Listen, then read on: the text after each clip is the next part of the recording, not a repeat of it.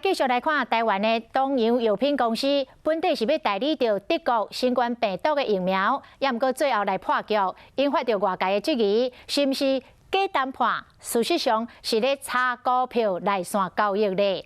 东洋公司开记者会来澄清，伊讲绝对有认真来谈判。董事长林全讲，之所以来破局，是因为政府要买的量伤少。阁无愿意提悬这个采购的量，所以双方就无法度继续讲落去咯。听起来哪像有政治的原因？也毋过卫福部长陈时中讲，就伊所知影的，并无这款的状况。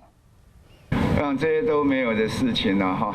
一开嘴就赶紧讲清楚，因为今年一天，东洋互人指控讲，甲新冠疫苗 BNT 谈判只是咧炒股票。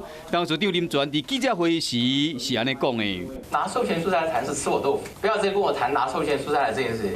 我听着其实心里是不高兴的。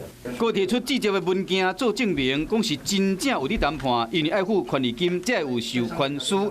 另外，伫协商的时 ，BNT 会使提供3000万剂，中央干那需要100-200万剂。东洋讲，这才是破局的原因。不希望那么多的原因是什么？我自己从行政部门出来，我知道我们的疫苗问题是有很多政策需要考量。好，那我们希望说能够再延长这样的一个谈判的时间。那可能他们认为那个数量太少，所以那时候也没有排斥在里面。这我知道是没有哈。